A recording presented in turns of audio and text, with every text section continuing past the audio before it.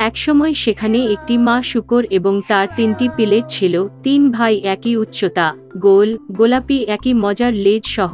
সমস্ত গ্রীষ্মে শূকরগুলি সবুজ ঘাসে খেলেন, রোদে পোড়ায়, পদে ফোড়ায়। তবে তখন শরৎ এসেছে। একদিন আমার মা বলেছিলেন তাদের শীতকাল নিয়ে চিন্তাভাবনা করার সময় এসেছে। তিনি তাদের একটি বড় বাড়ি তৈরি করতে বলেছিলেন। ছোট ভাই বলেছিলেন শীত এখনো অনেক দূরে। মাঝ ভাইটি বলেছিলেন যে প্রয়োজন হলে তিনি নিজের বাড়ি তৈরি করবেন এবং বড় ভাই নিজেই বাড়িটি তৈরি করার সিদ্ধান্ত নিয়েছে। ছোট এবং মাঝের ভাইয়েরা তাদের গেমস খেলা ছাড়া কিছুই করেনি। এটি প্রতিদিন আরও বেশি ঠান্ডা হয়ে উঠেছে। ছোট ভাই খড়ের বাইরে বাড়ি তৈরির সিদ্ধান্ত নিয়েছে। মাঝ ভাইটি ভেবেছিল শীতে খড়ের ঘরে খুব ঠান্ডা লাগবে। সে সিদ্ধান্ত নিয়েছে ডুমুর এবং ডুমুর থেকে একটি বাড়ি তৈরি করবে। সন্ধ্যা নাগাদ তাদের আবাসন প্রস্তুত ছিল।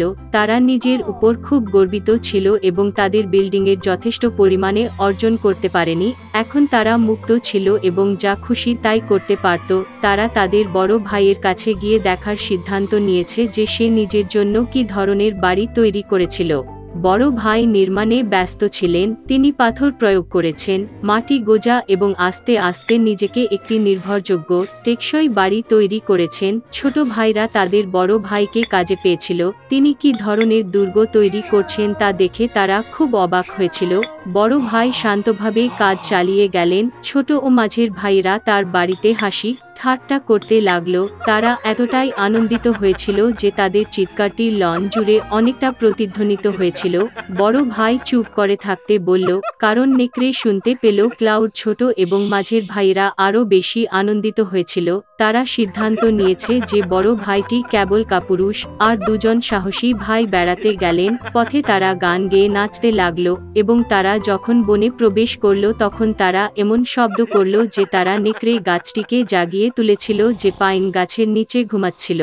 অসন্তুষ্ট ও ক্ষুধার্ত নেকড়ে সেই জায়গায় গিয়েছিল যেখানে দুটি বোকা শুয়োরের চিৎকার এসেছিল। ভাইয়েরা আনন্দের সাথে হাঁটলেন এবং নেকড়ের সাথে তারা কিভাবে সহজেই আচরণ করবেন তা নিয়ে কথা বলতেন এবং হঠাৎ তারা একটি বাস্তব জীবিত নেকড়ে দেখতে পেল। তিনি একটি বড় গাছের পেছনে দাঁড়িয়েছিলেন। তার চোখ ছিল খুব দুষ্ট এবং এক বিশাল দাঁতযুক্ত মুখ। ভাইয়েরা এতটাই ভীত হয়েছিল যে তাদের পাতলা লেজগুলি কাঁপতে কাঁপতে কাঁপতে কাঁপতে থাকে। নেকড়ে লাফ দেওয়ার জন্য প্রস্তুত। সে দাঁত ছিঁড়ে এবং ডান চোখটি পলক করে। শূকরগুলি হঠাৎ তাদের হুঁশ হয়ে আসে এবং বনজুড়ে চিৎকার করে পালাতে ছুটে যায়। ধুলার মেঘ তুলে তারা প্রত্যেকে নিজের নিজের বাড়িতে ছুটে গেল। ছোট ভাই দৌড়ে তার খাঁজ কুঁড়েঘরের কাছে এসে নেকড়ের সামনে দরজায় ধাক্কা মারল। নেকড়ে বড় হয়ে দরজা খোলার দাবি করলেন। ছোট ভাই ভয়ে ভয়ে একটা কোথাও বলতে পারল না। তখন নেকড়ে ফুঁকতে শুরু করল। হালকা ছাদ তাৎক্ষণিকভাবে ছড়িয়ে পড়া কুঁড়েঘরটি থেকে উড়ে গেল। নেকড়ে একটি গভীর নিঃশ্বাস নিয়েছিল এবং দ্বিতীয়বার ফুঁসে উঠল এবং সেই ছাঁচের ঘরটি সমস্ত দিকেই উড়ে গেল। নেকড়ে খুশি হল, দাঁত ছিটিয়ে তার ছোট ভাইয়ের উপর ঝাঁপিয়ে পড়ল, কিন্তু শূকরটি চূড়ান্তভাবে ধাক্কা মেরে দৌড়ে গেল। সে ছুটে গেল মাঝ ভাইয়ের বাড়িতে। ভাইরা নিজেকে লক করে রাখতে এবং একে অপরের দিকে হতাশ হয়ে তাকিয়ে থাকে। নেকড়ে রেগে গিয়ে ফুঁকতে শুরু করল।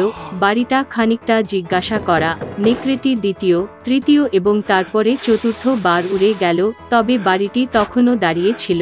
নেকড়ে একটি দীর্ঘ নিঃশ্বাস নিয়ে পঞ্চবারের জন্য উড়ে গেল। ঘর কাঁপতে কাঁপতে ভেঙে পড়ল। ধ্বংসাবশেষের মাঝে কেবল একটি দরজা কিছুক্ষণ দাঁড়িয়ে ছিল। ভয়াবহতায় শূকরগুলি তাদের বড় ভাইয়ের বাড়িতে ছুটে যায়। নেকড়ে তাদের পিছনে ছুটল। তিনি নিশ্চিত যে এবার শূকরগুলি তার কাছ থেকে পালাবে না। শূকরগুলি দ্রুত, এমনকি বড় আপেল গাছটিকে আঘাত না করে দ্রুত পেরিয়ে যায়। আর নেকড়ে ঘুরতে এবং আপেল গাছটিকে আঘাত করার সময় পেল না, যা তাকে আপেল দিয়ে কভার এঁকে রেখেছে। একটি শক্ত আপেল তাকে চোখের মাঝে আঘাত করল। নগ্নের কপালে একটা বড় গোঁফ লাফিয়ে উঠল। এই সময়ে ছোট এবং মধ্য ভাইরা বড় ভাইয়ের বাড়িতে ছুটতে এবং দরজাটি বোল্ট করতে সক্ষম হয়েছিল। নেকড়ে দৌড়ে দরজার দিকে গেল, বড় হয়ে দরজা খোলার দাবি করল। ছোট ভাইরা খুব ভয় পেয়েছিল এবং এর বিনিময়ে কিছুই বলতে পারল না, এবং বড় ভাই জানত যে শক্ত পাথরের ঘরে তার এবং তার ভাইদের ভয় পাওয়ার কিছুই নেই। তারপরে নেকড়ে আরও বাতাসে চুষতে শুরু করল, সাথে সাথেই উড়ে গেল। তবে যতই এটি উড়ে গেল, একটি পাথরও সরল না। এবং তারপরে তিনি তাকিয়ে দেখলেন ছাদে একটি বৃহৎ প্রশস্ত চিমনি। সে সাবধানে ছাদে উঠে পাইপের নিচে যেতে লাগলো। শূকরগুলি একটি গন্ডগোল শুনেছিল। বড় ভাই তাৎক্ষণিকভাবে অনুমান করলেন যে বিষয়টি কি ছিল। তিনি তাড়াতাড়ি কলসির দিকে ছুটে গেলেন। এতে জল ফুটছে এবং আইডি আপনা ছিঁড়ে ফেলেছে। নেকড়ে নল দিয়ে নেমে সোজা কলসির মধ্যে পড়ে গেল। চোখ কপালে চওড়া। কাঁচা নেকড়ে একটি বুনো গর্জন নিয়ে ছুটে গেল এবং ছুটে গেল বনের দিকে, এবং তিনটি ছোট শূকর তার দেখাশোনা করেছিল এবং খুশি হয়েছিল যে তারা এত চালাকভাবে দুষ্ট ডাকাতকে একটি শিক্ষা দিয়েছিল। সেই সময় থেকে ভাই এবং তাদের মা এক ছাদের নিচে একসাথে থাকতে শুরু করেছিল। একসময় এক ধনী ব্যবসায়ী ছিল যার 3 কন্যা ছিল। কন্যাদের মধ্যে কনিষ্ঠকে বিউটি বলা হতো। বোনরা তাকে পছন্দ করেনি কারণ তিনি সবার প্রিয়। একদিন বাবা শহরে যেতে যাচ্ছিলেন এবং মেয়েদের জিজ্ঞাসা করলেন উপহার হিসাবে কি আনতে হবে। বড় বোনরা মূল্যবান পোশাক এবং সজ্জা চেয়েছিল এবং ছোটটি একটি স্কারলেট গোলাপ চেয়েছিল, যা বিশ্বের সবচেয়ে সুন্দর। বণিক চিন্তাশীল হয়ে উঠল, কিন্তু প্রতিশ্রুতি দিয়েছিল যে এই জাতীয় ফুল খুঁজে পাওয়ার জন্য তিনি যথাসাধ্য চেষ্টা করবেন। এবং রাস্তায় আঘাত। বাবা দ্রুত বড় মেয়েদের জন্য উপহার পেয়েছিলেন, তবে কনিষ্ঠের জন্য তিনি তাদের খুঁজে পেলেন না। বণিক তার পথে দেখা প্রতিটি গোলাপ আগেটির চেয়ে আরো সুন্দর ছিল। তিনি যেখানেই খুঁজছিলেন, এবং তারপরে রাস্তা তাকে ঘন জঙ্গলে নিয়ে যায়। সেখানে খুব অন্ধকার ও শীত ছিল। হঠাৎ দূরত্বে আলোকসজ্জা হাজির। কাছাকাছি এসে বণিক একটি বিশাল প্রাচীন দুর্গ দেখতে পেল, সমস্ত স্বর্ণ এবং হিরে। এর গেট দিয়ে যে উঠতেই তিনি রত্ন ভর্তি একটি হল এন্টার ঢুকলেন। তিনি দেখতে পেলেন যে হলের মাঝখানে একটি টেবিল ছিল এবং এতে কোনো খাবার নেই, এবং সমস্ত খাবারগুলি রৌপ্য ও সোনার ছিল। কিন্তু দুর্গটি খালি ছিল, কেউ ছিল না। বণিক ভেবেছিল যে সম্ভবত মালিক কোনো মিনিট আসবে। তিনি 1 ঘন্টা অপেক্ষা করেছিলেন, 2, 3, কেউ দেখায়নি। বণিক প্রতিরোধ করতে পারেনি এবং টেবিলে বসেছিলেন। পেট থেকে খেয়ে বৃদ্ধা রাস্তায় ধাক্কা মারল। গলি ধরে গাড়ি চালিয়ে বণিক অভূতপূর্ব সৌন্দর্যের গোলাপের ঝোপ দেখতে পেল এবং তার কনিষ্ঠ কন্যার অনুরোধটির কথা মনে পড়ল। তিনি গাড়ি চালিয়ে সর্বাধিক সুন্দর গোলাপটি বেছে নিয়েছিলেন। একই মুহূর্তে বিদ্যুৎ চমকে উঠল। বজ্রপাত হল, গর্জন হল, আর উঠেছিল যেন মাটির বাইরে, বণিকের সামনে, এবং কোনো জন্তু বা একটি মানুষ নয়, তবে একরকম দানব, ভয়ঙ্কর এবং লোভনীয়। এটি খুব রেগে গিয়েছিল যে বণিক তার আতিথেয়তার জন্য মালিককে ধন্যবাদ না দিয়ে তার প্রিয় ফুলটি বেছে নিয়েছিল। বৃদ্ধটি খুব ভয় পেয়েছিল এবং বলেছিল যে যতক্ষণ না তাকে হত্যা না করে সে কিছু করবে। এই ধরনের অপরাধের জন্য বিস তার একটি কন্যাকে বিয়ে করতে রাজি হয়েছিল, তবে বাবার প্রতি ভালোবাসার কারণেই কেবল তিনি নিজেকে আসতে চান, আর যদি কেউ না আসে তবে বণিকের জন্য মৃত্যু। বৃদ্ধ লোকটি শোক করছিল এবং বাড়ি গিয়ে নিজের মেয়েদের বিদায় জানানোর সিদ্ধান্ত নিয়েছিল। তিনি কোনো হিংস্র জন্তুটির জন্য ছেড়ে দিতে চাননি। আমি আমার ঘোড়ায় উঠে বাড়িতে চলে গেলাম। বাচ্চাদের সাথে দেখা করে তিনি প্রত্যেককে উপহার দিয়েছিলেন এবং তার দুঃসাহসিকতার কথা জানিয়েছেন। বড় বোনরা কনিষ্ঠের উপর ঝাঁপিয়ে পড়ে, তারা বলে এটি তার দোষ ছিল। তিনি একটি লম্পট ফুলের অর্ডার করেছিলেন, যার জন্য এখন পিতাকে তার জীবন দিয়ে যেতে হবে। যার প্রতি বিউটি উত্তর দিয়েছিল যে সে আনন্দের সাথে তার পিতার পরিবর্তে জানোয়ারের কাছে যাবে, এবং তাই পরের দিন বিউটিটি রাস্তায় এসেছিল। ঘোড়াটি দ্রুত দুর্গে ফিরে যাওয়ার পথ খুঁজে পেল। হল প্রবেশ করে তিনি একটি দুর্দান্ত টক এবং খাবার সহ একটি টেবিল পেয়েছিলেন। বিউটি ভেবেছিল যে জন্তুটি তাকে খেতে চায়, তাই সে তাকে খাওয়ায়।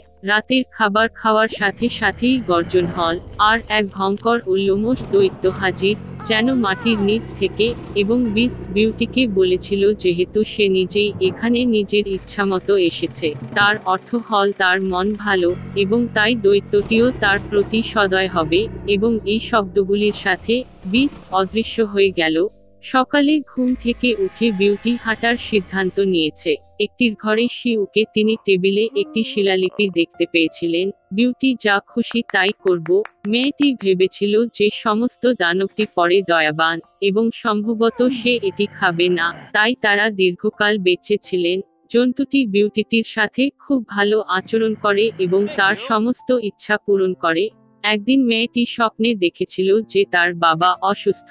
তিনি সত্যিই তাকে দেখতে চেয়েছিলেন। বিউটি টিয়ার্সে বিস্টকে তাকে ছেড়ে দিতে বলেছিল এবং প্রতিশ্রুতি দিয়েছিল যে সে অবশ্যই ফিরে আসবে। দৈত্য জবাব দিয়েছিল যে সে মুক্ত এবং যখন ইচ্ছা সে ফিরে আসতে পারে। পরের দিন বিউটি তার সবচেয়ে ব্যয়বহুল পোশাক পরে বাবার কাছে গেল। তিনি তার মেয়েকে সুরক্ষিত দেখে খুব খুশি হয়েছিল। তার বোনরা ছুটে এসে দেখল যে সে আরো সুন্দর হয়ে উঠেছে, এমনকি রানীর মতো পোশাক পরেছিল। এক সপ্তাহ পরে বিউটির একটি স্বপ্ন ছিল যে বিস্টটি পার্কের ঘাসের উপর শুয়ে আছে এবং মারা যাচ্ছে। তিনি আতঙ্কে জেগে উঠলেন এবং জরুরি ভিত্তিতে ফিরে আসার এবং তাকে নিরাময় করার সিদ্ধান্ত নিয়েছিলেন। মেয়েটি দুর্গের কাছে পৌঁছলে সে ঘাসের উপরে জানোয়ারের প্রাণহীন দেহটি দেখতে পেল। করুণার সাথে তার হৃদয় ভেঙে গেল। সৌন্দর্য অশ্রু নিয়ে তার কাছে ছুটে এসে তাকে চুমু খেল এবং একই মুহূর্তে বিদ্যুৎ চমকে উঠল। বজ্রপাত হল। পুরো দুর্গটি একটি উজ্জ্বল আলোতে আলোকিত হয়েছিল এবং সর্বত্র সঙ্গীত বাজল। দানবটি অদৃশ্য হয়ে গেল এবং এর জায়গায় সবচেয়ে মণিমুগ্ধকর রাজপুত্র ঘাসের উপর শুয়ে পড়ল। তিনি বিউটিকে বলেছিলেন যে এই অশুভ পরী তাকে মুগ্ধ করেছে এবং তাকে দানব হিসাবে পরিণত করেছে যতক্ষণ না অল্প বয়সী সুন্দরী মেয়ে তার প্রেমে পড়ে এবং বিয়ে করতে চায় না। সৌন্দর্য তাকে তার হাত দিয়েছে এবং তারা দুর্গে চলে গেল। পরের দিন বিউটি এবং রাজপুত্র বিবাহ করলেন এবং পরে সুখে সুস্থ হয়ে উঠলেন। এভাবেই একটি ভালো হৃদয় একটি অশুভ স্পেল ভাঙতে পারে।